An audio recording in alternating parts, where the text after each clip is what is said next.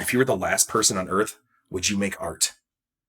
No, yeah, that's very true, man. Right? Yeah, that's a good thought to think about because like, if you're the last person on Earth, man, like that's the only. I mean, that your creative outlet is the last gas that humanity will have to define itself. Right. So then it's like for me, I feel like because I've dug around that question for a while.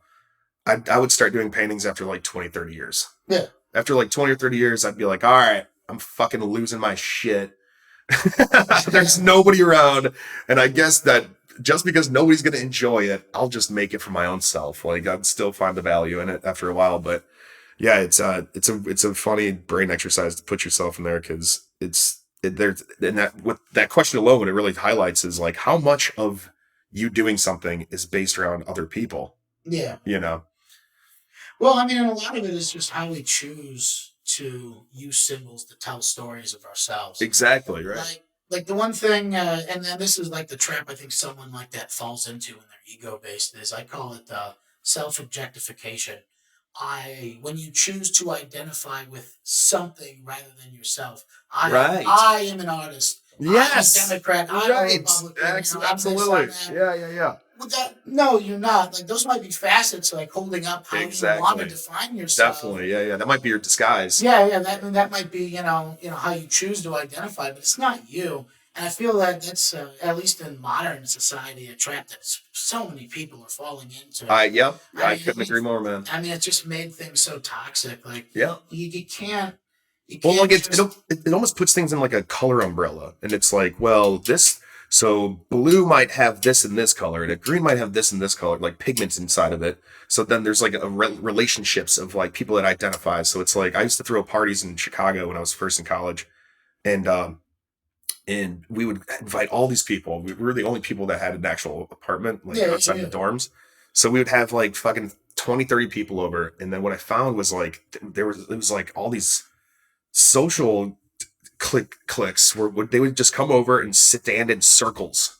Like there was no kind of fluidity to the party. Like there was just like people would come over, bring two of their friends. They would sit in one spot, drink with their friends, and never mingle.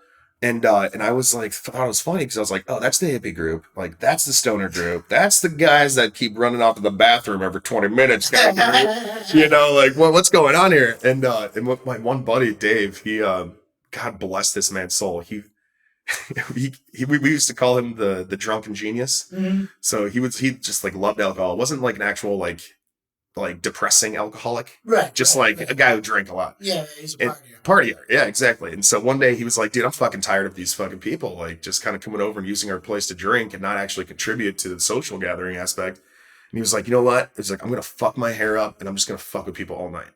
And I was like, all right. So he shaved a reverse fucking mohawk in his head and then had the Wolverine stash in the beard.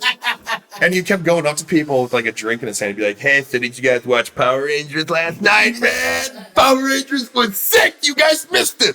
And then he'd go off and be like, hey, just like give like weird looks to people. And I swear to God, I saw this happen in front of my eyes where one group, this is the first time this is like me studying the monkeys kind of shit. I'm perfect for it. But I look at this one guy. This guy turns around and like looks at Dave, and he's like kind of doing that, like, who the fuck is this guy? Like just coming up with mocks in his head, like, dude, this guy's about to fucking just tear Dave an asshole. And then this other guy looks back and sees my buddy Dave, and then they make eye contact, and they're like, is that your friend? It's like, no, it's not my friend. Oh shit. Well, yo, my name's Bob. Like literally, that fucking popped the cells. Talk shit about this weird guy together. Oil and water became one, dude. And then all of a sudden, everybody we put on like, this is how we do it. Like Montel and Jordan, like, this is how we do it.